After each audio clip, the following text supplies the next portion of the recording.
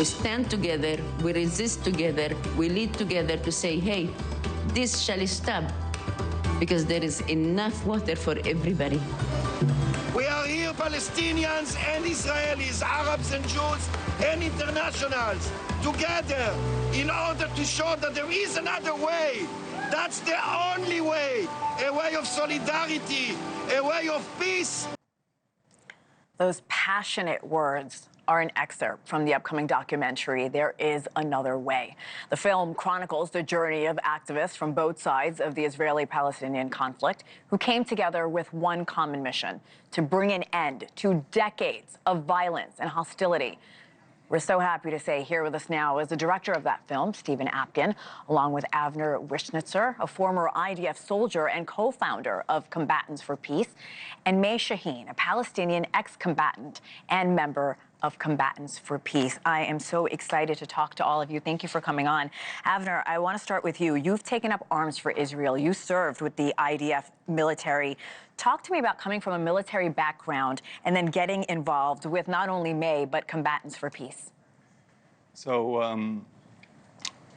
after I got to see the reality of the Israeli military rule in the occupied territories, I decided that I would not be part of that regime, and I refused to serve in the occupied territories.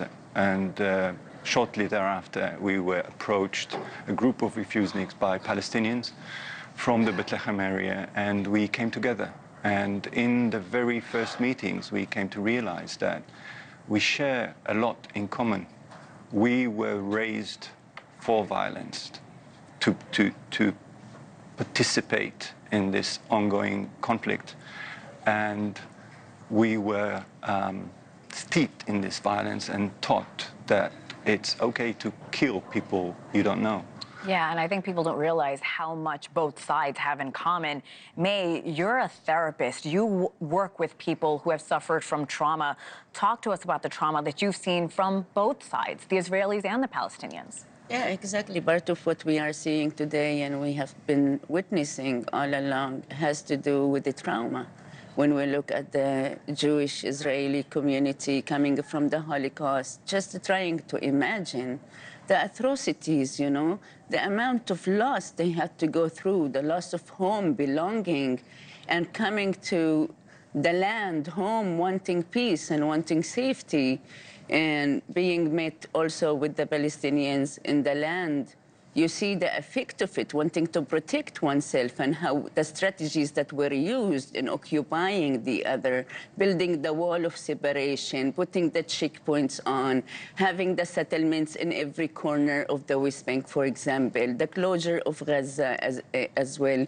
And you see this 75 years, and this is actually one of the reflections of a trauma, and you see it on the Palestinian side as well. You see also everything that we are now witnessing in Gaza, the outcome of it in its children, in the women, in the society, the community, in the West Bank. And it will show up, it will reflect on us if we don't sit now and deal with it. If we don't sit now and meet as humans, then we're going to have to be faced. Dealing with decades of trauma. Yes. Stephen, I want to ask about your film. What sparked this creative way to tell the story with a collaboration along with James Cameron, who I know is a part of this project as well? So the project actually goes back even 13 years ago when I first met the men and women of Combatants for Peace. And I asked them at the time, what's this organization really about? And one of them, an Israeli, said, we're a community of people taking responsibility for our own creation. And another Palestinian said, we're breaking the cycle of violence by breaking our own sense of victimhood. It was those two ideas, and seeing a space where it wasn't polarized, but it was about shared humanity. And it was a recognition that we all have the capacity for violence and the capacity for peace and compassion and love. And we saw the work that they were doing as a model for how we can think about this in our own lives. We went back over the last year and a half during this ongoing violence, really to see whether they were able to stay together. And not only have they stayed together, but their work has advanced. And they've understood this notion of collective liberation in the sense that nobody's really going to be free until they're all free.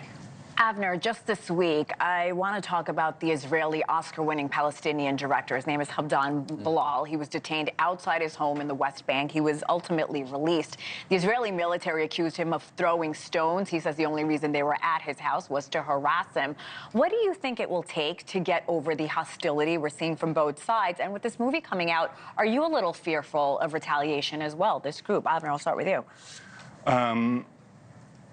The violence in the West Bank and this arrest is just part of a wave of violence, settler violence. And just yesterday it was a terrible pogrom that was hardly even reported.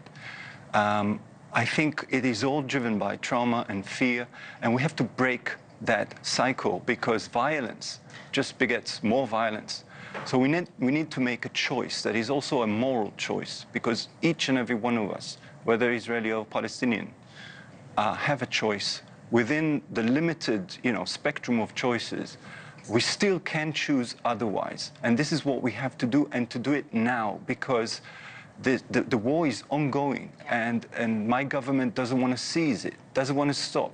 Just against the Israeli public's will, more than 70% support the end of war and the bringing back of our hostages who are still in Gaza, and the government is just completely ignores this will of such a massive part of the Israeli public. So it's a moment that we can choose the other way. We've tried war for so long. 75 years. Yeah. May, for many, and I'm not proud to say this, but for many of us in the United States, we're just seeing this conflict play out on our screens. Give me an inside look of what's happening on the ground, what's really happening. Well, there is nothing that can really describe what is happening, though it is all on the camera, as you could see. Yeah. What's been, for example, ceasefire has never been actually there. It never stopped, nor in Gaza, it never stopped in the West Bank. It was even more extremely moved into the West Bank. You see it in Jenin, in Nablus, Tulkarem, in the Jordan valleys where our activists are. There is displacement of a huge Palestinian communities, also in Farisiya, in Litwani, in Masafer Yatta. So the situation is only getting bigger. And it is, again, us coming together, and thank you for bringing us also here together on a national TV to say there is another way for all of us to sit. There is another way, for this enemy image that was put on us out of the oppression system to end, for us to sit and talk and see that when we do, the war actually ends. Like Avner said, you've already tried the war route, or these leaders have. Let's try peace. The documentary is called There Is Another Way.